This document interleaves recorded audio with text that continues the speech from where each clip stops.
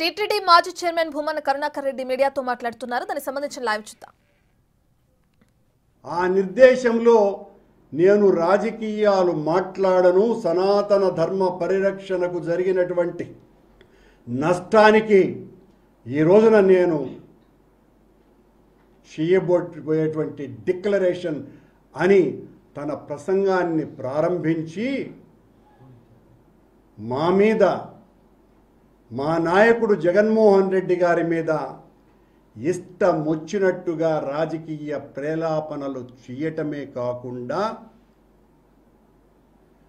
కోర్టులను కూడా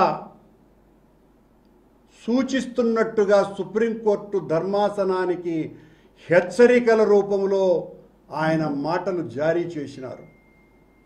సనాతన ధర్మం ఈయన వలనే కాపాడబడుతున్నట్టుగా, కొత్తగా కళ్ళు తాగినటువంటి కోతి ఏ రకంగా ఎగురుతుందో సనాతన ధర్మాన్ని గురించి పవనస్వాములు మాట్లాడేటువంటి మాట ఆ రకంగా ఉంది తప్ప మరొక రకంగా లేదు. నీ జీవిత కాలంలో ఏనాడు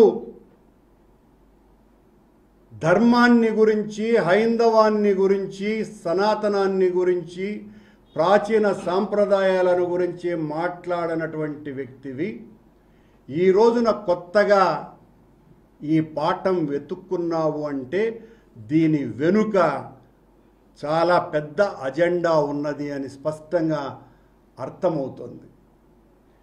ఈ పవనస్వాముల వారి కొత్త పీఠాధిపత్యంలో చేరిన వాళ్లకు, ఈ పీఠంలో చేరే వాళ్ళకి చాలా సొబగులు ఉన్నాయి, కావలసినంత స్వేచ్ఛ ఉంటుంది.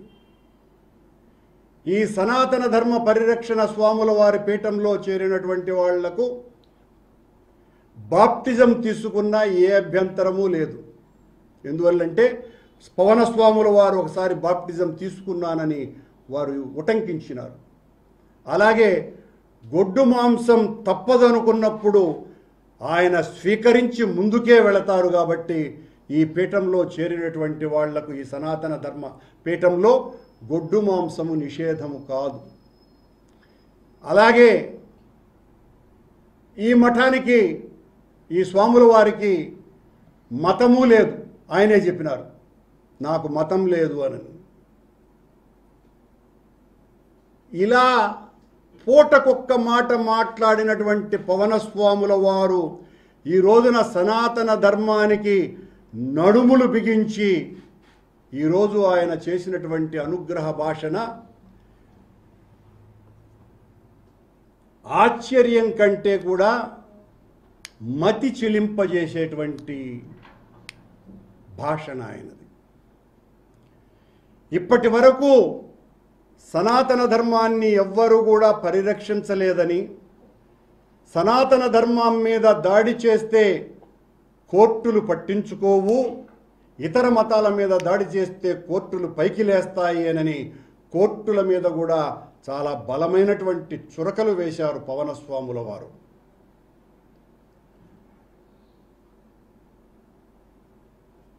సనాతన ధర్మం గురించి ఓనమాలు కూడా తెలియనటువంటి వ్యక్తి ఈ రోజున ఆదిశంకరాచార్యుల తరువాత, ఆదిశంకరాచార్యుల వారు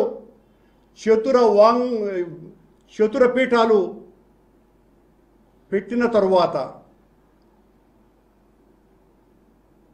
శృంగేరిలోను, ద్వారకలోను, పూరిలోను జ్యోతిర్మఠం తరువాత ఈ రోజున మళ్ళీ పవనస్వాముల వారు అంతకంటే కూడా వీర విజృంభణ చేసి ఆనాడు 72 అవైదిక మతాల మీద తన దండంతో నిలువరింపజేసి హెచ్చరించి వాళ్ళనందరినీ కూడా సనాతనం వైపు మళ్లించినటువంటి శంకరపాదుల వారి కంటే కూడా తీవ్రంగా ఆగ్రహోగ్రదగ్ధులై పవనస్వాముల వారు సనాతన ధర్మం మీద ఈరోజు మాట్లాడటం జరిగింది. ఈ రోజున పవనస్వాముల వారు